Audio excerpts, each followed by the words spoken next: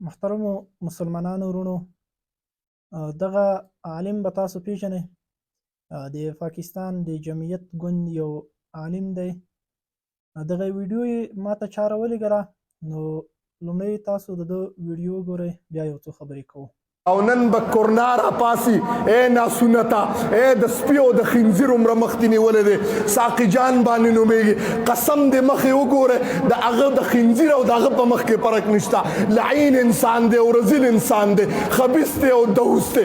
گیا گزرا چې په انسانانو کې ګوري دا ساقي جان وګوره.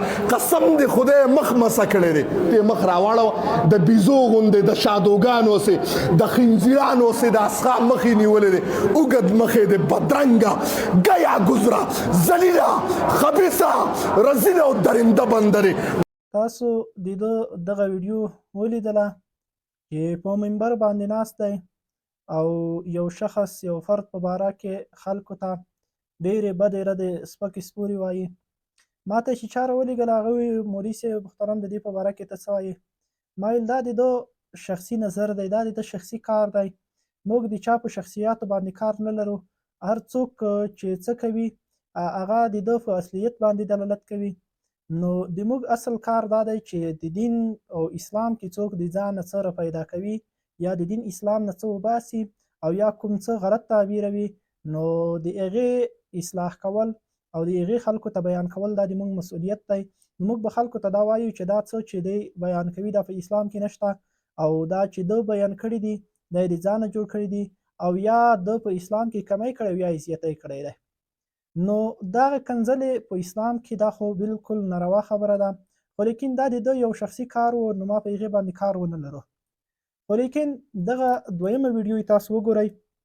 په منبر باندې ناست یې، زه به دا ووایم چې ډېر په مقدس ځای باندې تاسو ناست وئ، تاسو څه الفاظ استعمال کړي دي کنځله، نو دا مو ښه کړي دي چې تاسو په منبر باندې کنځل کړي دي. خبره یې صحیح، داسې کار دی. کنزل ته څه ته وایي؟ کنزل د څه نه عبارت دی؟ کنزل خو مونږ هغې ته ویلي چې د خور اندامونه یاد کړي او د مور یاد کړي او د ښځې. ما چېرته د چا د خور او مور خو نه ده کنځلې او د چا ښځه مې نه ده کنځلې. دا د یوس لفظ حدیثو کې شته، په خنزیر او سپی دا ټول قرآن کې شته، استعمالېږي که نه. پوه نه شي دا علماو دا خطبه یې په تقریرونو کې کوي که نه، خو ما د یو فرد لپاره استعمال کړه. که ته وایې چېرې دا کار ټیک نه دی، دا الفاظ ټیک نه وه، نو آیا د شیخ صاحب د تنې نه دا خپل سر کټ کول او په سپي باندې لګول دا ښه کار دی؟ د هغې نه وروسته یې دغه ویډیو راغله، نو زه مجبور په دې شومه چې په دې باندې ویډیو وکړمه چې ده دغه خبره د اسلام طرف ته راجع کړې ده. خبریال دغه کس د ده نه پوښتنه کوي چې تا په منبر د رسول الله باندې ناست یې او تا داسې خبرې کړې دي، نو دی ورته وایي ما چې کوم څه ویلي دي هغه په حدیث او په قرآن کې شته، نعوذ بالله. نو دغې خبرې زه مجبور کړم چې تاسو ته زه د ده هغه دواړه ویډیوګانې وښیم چې په یو ویډیو کې ده دا خبرې کړي دي، داسې کنځلې کړي دي، او په دې بله ویډیو کې ده ویلي دي چې دا په حدیثو کې یا په قرآن کې شته. لومړی خبره خو دا چې دی وایي ما چې کوم څه ویلي دي هغه کنځلې نه دي، بلکې کنځلې دا دي چې چا خور او مور یاد کړي. زه خپله په افغاني ټولنه کې چې اوسېږم، په پښتنو ټولنه کې چې اوسېږم، موږ خو خپله د یو چاته بد نسبت کول، بې ادبي معاف د خره او د سپي نسبت کول، موږ خو دې ته هم کنځلې وایو. تاسو ورته کنځلې وایئ او که نه؟ نو موږ خو دې ته هم کنځلې وایو، دا هم کنځلې دي. نو دویم دا چې ته وایې چې دا کنځلې نه دي، ښه نو دا کنځلې نه، دا سپی خره ویل چاته دا کنځلې نه، نو دا په قرآن او په حدیث کې چې ذکر دي. مولوي صاحب محترم د تا نه پوښتنه کومه، د تاسو د غاړه بنده وي که دغه ویډیو تاسو تر ده پورې رسولی شئ، خامخا ضروري ده ته ورسوئ چې دغه خبرې چې په قرآن او حدیث کې شته دا موږ ته وښیه چې موږ هم دا دلیل د ځان دپاره زده کړو. موږ خو قسم په الله چې د عالم نوم راپورې شوی دی، د چا په مخ کې سپیره خبره، بې ځایه خبره د علم د عزت په خاطر نه شو کړی چې خلک علم ته نسبت کړي، نو دا خو چې په قرآن او حدیث کې وي موږ ته یې وښیه چې چېرته دي. په قرآن او حدیث کې آیا دا موجود دی چې نبی علیه صلات وسلم یا په قرآن کې الله جل جلاله یو چاته خر او خنزیر او دوس ویلي دي، رزیل ویلي دي، او که په قرآن کې د نومونه شته، که چېرته رسول الله صلی الله علیه وسلم چاته د خره او د خنزیر او د سپي نه ویلي وي، نو موږ ته یې راوښیه، موږ به یې درسره ومنو. او که چېرته داسې وي چې صرف په قرآن کې ذکر وي، نو صرف ذکر خو یو مولوي صاحب محترم د دې دلیل نه دی چې ته د خلکو ته سي د سپي او د خره نه وایې ولې چې دا نوم په قرآن کې ذکر دی. په قرآن کې خو خنزیر لفظ ذکر دی، په قرآن کې خو د سپي لفظ ذکر دی، او په حدیث کې د یوس لفظ ذکر دی، بالکل دا میک در سره منو فاسق لفظ ذکر دی. خو لیکن هلته داسې نه دي چې یو چاته ذکر شوي دي، هلته د دې په خاطر ذکر شوي دي چې دا بد شیان دي، د دې نه ځانونه وساتئ. تا چې صرف په قرآن او په حدیث کې یو لفظ ولید نو بس هغه خلکو ته استعمالوه. سبا دغه خبره که چیرته د قرآن خبره شي، د الله خبره شي، زما 100% دا یقین دی چې قسم په الله که ته دومره غوسه شوی وای، دومره زر دې په ځان راوړی وای چې دومره سپکې سپورې دې ورته ویلي وای چې الله ته او د قرآن رسول ته یې سپکاوی کړی وای. په همدې پاکستان کې خلکو د خدایۍ دعوا او د پیغمبرۍ دعوا وکړه، خلک منکر حدیث شو، په عامه میډیا باندې خبرې کولې، خو یو نرم راجنګ نه شو چې خلکو ته وضاحت ورکړي چې دغه منکر حدیث دی دا د قرآن او د حدیث ګستاخي کوي. خو نن یې د تا د مشر سپکاوی کړی دی، د هغه چا سپکاوی کړی څوک چې د پاکستان د حکومت صفت کې، نو څکه دومره غوسه یې د قرآن او د حدیث په خاطر خو د یو وارم دومره غږ پورته نه کو. نو په قرآن او حدیث کې چې دا لفظ ذکر دی دا داسې نه دی ذکر چې ته د خلکو ته دا الفاظ ذکر کوه. په قرآن او حدیث کې خو د الله نوم هم ذکر دی، د پیغمبر د رسول نوم هم ذکر دی. نو سبا د خپل مشر ته الله نعوذ بالله وایه، خدای ورته وایه، بیا که خلک پوښتنه ترې نه کوي ورته وایه چې د الله نوم په قرآن او په حدیث کې ذکر دی. سبا هغه خلک چې د تا خلاف درېږي که هر کس مسلمان وي هر څه وي، نو هغه ته د فرعون او د کارون او د حمان نوم ورکوه چې په قرآن کې ذکر دی. بس دا فرعون شو، دا کارون شو. په قرآن کې د کافر نوم ذکر دی، د منافق نوم ذکر دی، بس نو چې څوک د خلاف خبره کوي بس کافر او د منافق ټپه ووایه. نو په قرآن کې چې دا الفاظ ذکر دي دا د دې په خاطر نه دي ذکر چې ته بس خلکو ته دغه الفاظ وکاروه، هلته د دې د بدوالي په خاطر باندې ذکر دي. په احادیثو کې د دغه سخته منع راغلیدو. الله جل جلاله فرمایي ولا تنابزوا بالالقاب، په بد القابو باندې بې ځایه القابو باندې یو بل ته نسبت مه کوئ، یو چاته د خره او د سپي او د خنزیر نسبت مه کوئ، دا بد القاب دی. حتی هغه څوک چې کافر شوی وي، یقینا کافر شوی وي، د تو خلاف ولړوي، هغه ته هم دا الفاظ مه کاروئ، هغه ته هم کنځلې مه کوئ. الله جل جلاله فرمایي ولا تسبوا الذین کفروا فیسبوا الله، هغه خلک چې کافر دي هغې ته هم کنځلې مه کوئ، هغه به بیا د تاسو رښتیني خدای ته کنځلې وکړي. یقینا ظاهر دی چې کافر دی، خو بیا هم هغه ته کنځلې مه کوه. او لعین ورته وایې، دوس ورته وایې. د مونږ د دین د اسلام معتمده مسئله ده، یو څوک چې ژوندی دی که صریحتا کفر وکړي ته د دې حق نه لرې چې ته لعنت په ووایې. لعنت په انسان باندې په ژوندي باندې نه ویلی کېږي. فرعون، کارون، حمان، نمرود، ابو جهل، ابلیس، هغه څوک چې مونږ لعنت په وایو د دې په خاطر چې د هغې د دنیا نه مړه دي، د هغوی د ایمان هغه د ایمان چانس یې نشته چې دوی د بیا ایمان راوړي، د دوی د ایمان قبول شي.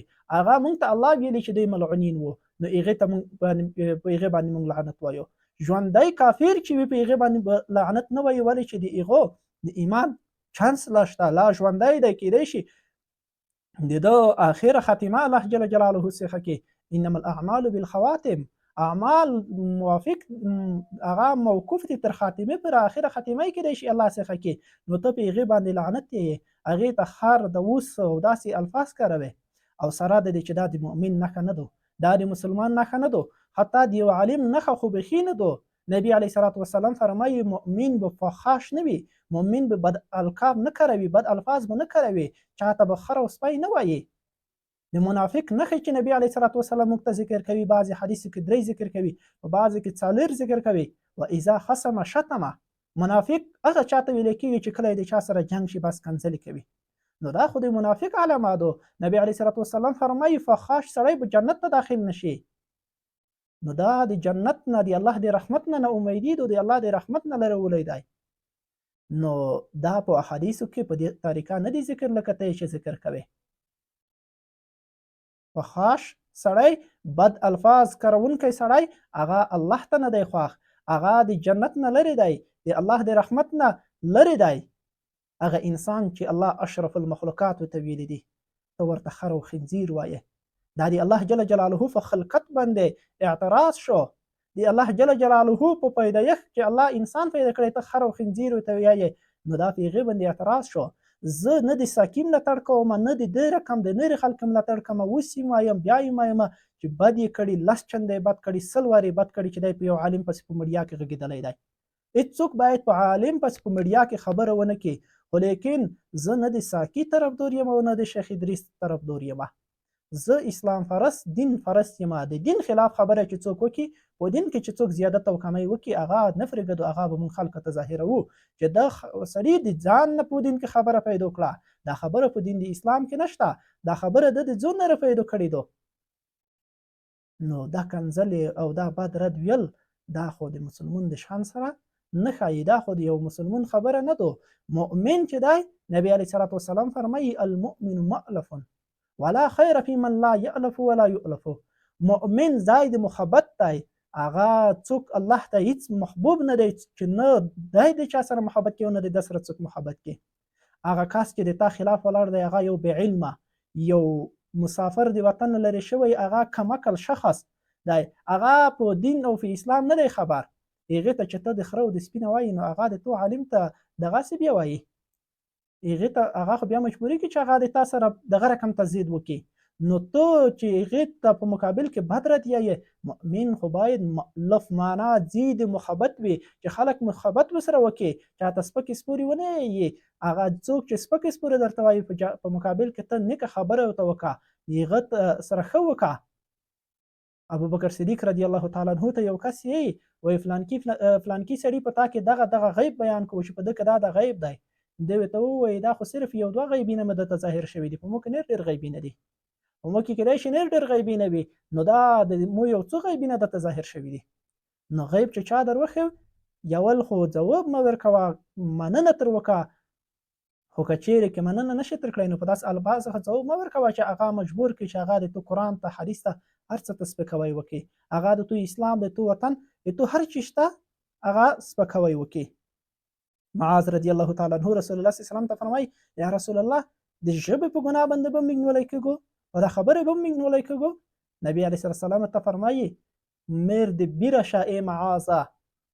نو ډېر خلک چې هغه جهنم ته لویږي، هغه به د دې وجې نه لویږي چې هغه به بدې رد ویلې وي، بدې خبرې به یې کړې وي.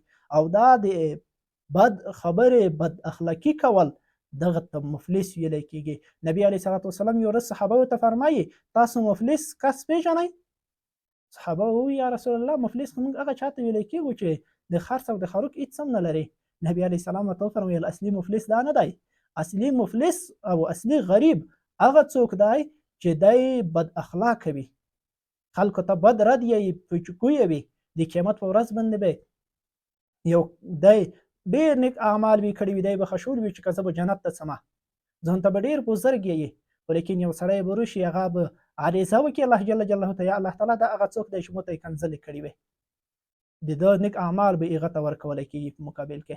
بل بیا یې مو ته یې بد رد ویلي وو، د مو یې غیبت کړی وو، مو یې تهمت لګولی وو، مو ته یې سپکې سپورې ویلي وې، مو ته یې د خنزیر او د حیوان نه ویلي وو، نو د ده اعمال به ورکولی کېږي چې ټول اعمال یې ختم شي. او په آخره کې به ډېر خلک پوتې وي، د اعمال به ختم وي. نو بیا به الله جل جلاله ته هغه خلک عریضه کړي چې دغه مو ته بد رد ویلي، ده به اعمال وینه. نو الله جل جلاله به ورته وایي چې د توسو ګناه درته ورکوي، د توسو د ګناه سزا به دی تېروي. نو دا ډېر غریب انسان دی چې خپله ګناه خپله وي او د نورو په ګناه باندې په جهنم کې دی پرېت وي، د نورو ګناه نه دی سزا تېروي. او زه بیا وایم دغه عالم ته که چېرته رښتیا تاسو په شریعت ولاړ یئ، په پاکستان کې رښتیا شرعي نظام وي، دغه عالم باید زندان ته وغورځولی شي. زموږ د فقه حنفي معتمده فتوا تطرخانیه هغه وګورئ، ممکن شپږم جلد کې 406 صفحه کې انشاءالله راځي. نو هلته چې څوک چاته د حیوان نسبت وکړي، خره او د خنزیر، او یا د اوس یا داسې الفاظو ته استعمال کړي، نو هغه کس که ریجکټ شي، محکمې ته عریضه وکړي، نو دغه کس باید کم از کم 15 ورځې، 1.5 میاشت باید دی بندي کړی شي. نو که رښتیا په پاکستان کې شرعي نظام وي، رښتیا هغه د ده استادان، هغه څوک چې د چا نه د دفاع کوله، هغوی که رښتیا د شریعت مینه وي، نو هغه د ریجکټ شي، هغه د ووایي چې زه خو شیخ الحدیث یم، زه خو په فقه کې یو فقیه یم، یو شیخ الاسلام یم، نو زه په فقه باندې پوهېږم. زموږ فقه دا وایي چې څوک دغه الفاظ وکاروي نو هغه د زنداني کړی شي. نو که رښتیا هلته اسلامي نظام وي، هلته رښتیا دی د اسلام هغه د اسلام په دعیه کې دوی رښتینې وي، نو دغه کس باید بندي کړی شي. ځکه زموږ د شریعت دغه فیصله ده چې څوک چاته بد رد ووایي او د خره او د سپي نسبت ورته وکړي، نو دی اریزاف وکړي، نو دغه کس دی بندي کړی شي.